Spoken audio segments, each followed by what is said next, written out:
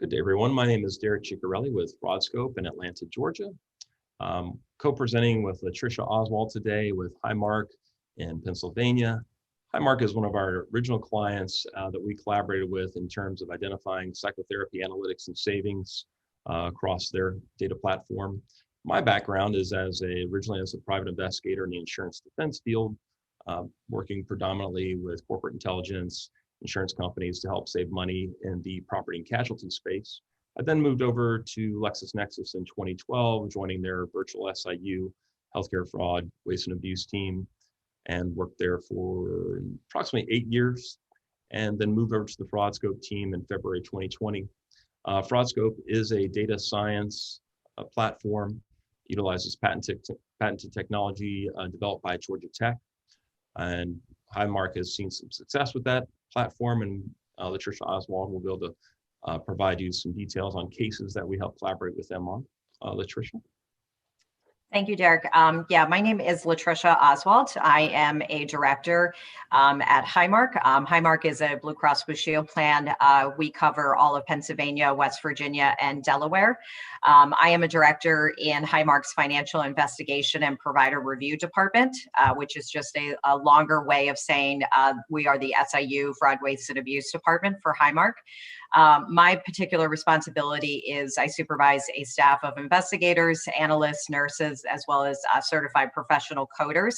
And we are tasked with auditing the professional provider space for fraud, waste, and abuse in the Highmark network.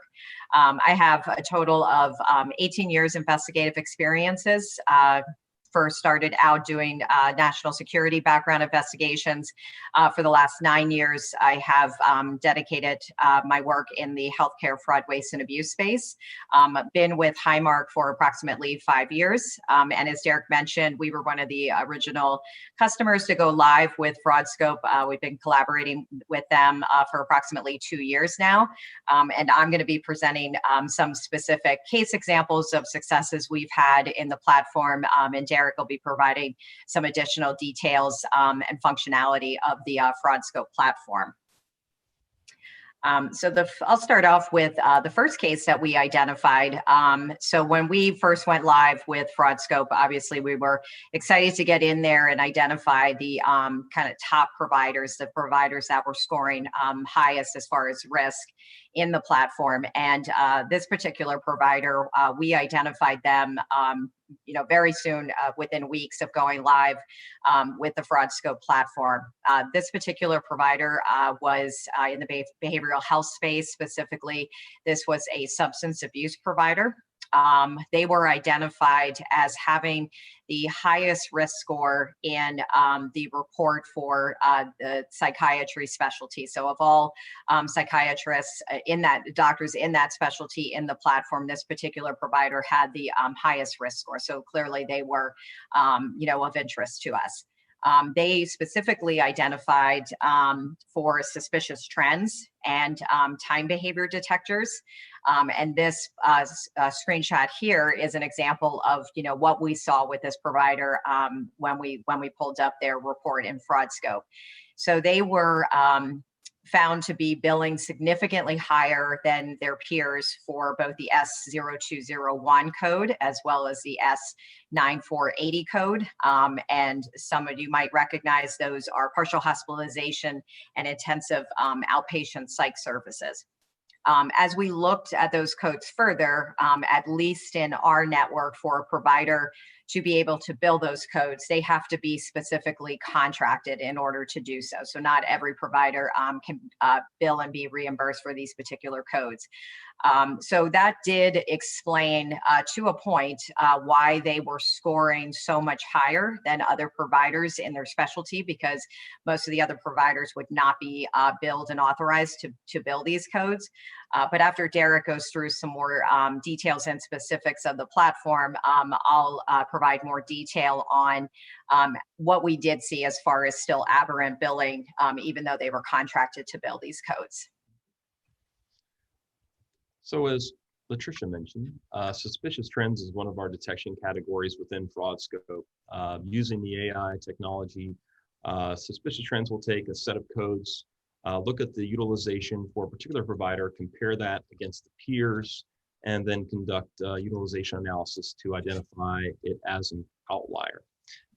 These comparatives at times will show excessive utilization, high concentrations of claims, or in this case, Latricia's pointing out a provider that while the code may have been in the psychotherapy range, may not be appropriate for that. That may not have been appropriate based on the services or lack thereof of contracted services. Suspicious trends itself and time behavior being the second detector that Latricia mentioned. Time behavior is essentially analysis over a period of time, looking at spikes and trends for a particular code set. In this case, time behavior has applications in whether it's going to be a professional side, facility or pharmacy side. Time behavior is going to give you an idea of whether there's been significant increases or decreases with a particular code set, and sudden spikes and trends. Latricia, the next slide is we're going to be talking about some of the additional identifiers, specifically with average charges per line. So as Latricia mentioned, this particular provider stood out as someone who may not have been particularly contracted to charge that, but on top of the fact that they didn't have a contract, they had the highest average charge per line amongst their peers for this particular SO201 code. As you can see in the chart here, we're showing the peer comparatives, in terms of the average billing per provider, which is the green chart underneath the red bar.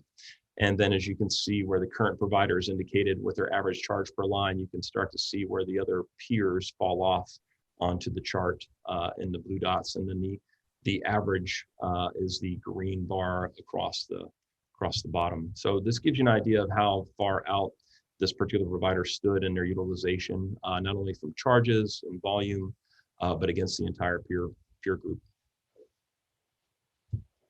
Latricia, I'll pass it over to you. Okay. Thank you, Derek. So yeah, like Derek mentioned and showed you those screenshots, due to the prompt detection of identifying this provider in FraudScope, we were able to work to resolve and identify, as well as resolve, contracting and claims processing errors with the provider. So it wasn't just, it was a combination of not only the high frequency that they were billing the codes that they were contracted to bill, but as Derek mentioned, their charged amount was significantly higher than the next provider underneath them. So the recovery of previous paid claims to the provider is ongoing, but we were able to, as everybody knows, negotiations, especially when you're speaking of larger dollars, can take some time. But we were able to quickly implement contracting as well as claims processing improvements that will recognize significant savings going forward. So now the provider's charging appropriately, the claims are being processed appropriately. So despite the ongoing negotiations of recovery of the post funds, we are recognizing significant savings going forward, as well as implementing those system improvements. When we identified this provider, obviously then we're always looking to kind of broaden the scope. We don't just focus our audits on one particular provider. We're always looking for additional avenues, as well as process improvements. So once we learned about these codes and how they're processed and how the providers are contracted in our network, we then took a further look and evaluated all of the providers in our network that were contracted for these particular codes to ensure that the same issues that we had saw with the provider we identified in FraudScope were not also occurring in other providers. So we did identify that it was a broader scope. So we scooped up all the providers contracted for these codes, and we were able to identify several additional providers that we could seek audits on and recovery of funds, as well as implementing those contracting and claim processing improvements going forward. So we did have successful negotiations with the additional providers. With the recovery of those overpayments have been completed, and like the provider identified in FraudScope, we are recognizing significant savings and process improvements going forward. So we, it was definitely helpful to expand our scope with that initial launching point that we identified in FraudScope. Go ahead, Derek. I was going to say, if you do have any questions about the detectors or identified dollars or any kind of claim volumes, please send us those in the chat, and we'll be happy to respond to those towards the end of the video session. Yeah, thank you, Derek. So next, can we back up one, please? Yep. Oh, thank you. So next we'll go into the second case example that we're going to present today. And again, this was a provider in the behavioral health space, same specialty as the initial one.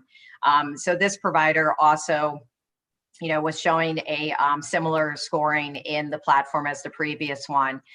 They were identified not only for an overall high risk score, which would be the initial reason we took a look at them, but they also were flagged on suspicious trends. They had the highest paid risk exposure and high services for the specific procedure code 90837, which is the 60-minute psychotherapy session, similar to an E&M. It's level 5. This is kind of the level 5 of psychotherapy sessions. The 90837 accounted for 90% of the provider's overall spend. And additionally, they utilized the 90837 98% of the time compared to all of the codes that they had built. So you can see this basically was the only code that they billed and were reimbursed for.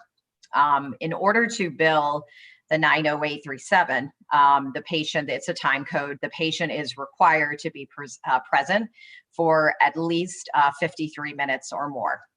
If they are there less than that, specifically if they are present for therapy from 38 to 52 minutes, the appropriate code to bill would be the 90834. So obviously there is a price difference between the 90837 and 90834. So we took a further look at the provider, went out like we always do, and performed internet research, and a review of the provider's website indicated that they perform 50-minute sessions. So you'll see that as a screenshot from the provider's website, more so for their cash payments, but they advertised 50-minute, actually advertised couple sessions at that price. So this definitely gave us what we needed to launch an audit, not only to their high billing of the 90837, but what they were advertising led us to believe that their documentation would not submit the highest psychotherapy code at the 90837.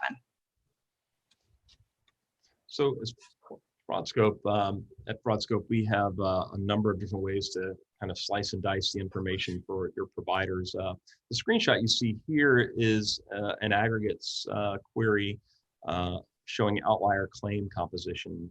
We've redacted the providers, but you can see the code utilization for 90837, and you can see the high utilization by claim composition. There are a lot of columns that are hidden in this one, but this gives you kind of a snapshot to work through and identify that you've got someone who's at 100 or 98 or a high volume of percentage that they're relying on that code for most of their billing. There are other details in terms of unique services, which is another way of saying in the encounter aspect. How many encounters did they have? So if you have a lower number of encounters and a high volume of claims, maybe you're seeing a concentration of activity for psychotherapy amongst a few patients, the golden patients, as it were. So this screen is just a very quick tool to give you a great snapshot across any one of your professional providers, but in this case, specifically for the 90837 code, you can, when you're looking at charges per patient, that may very well be an indicator as well. Do you have, again, the golden patient? Do you have someone who's concentrating all their efforts with a smaller group?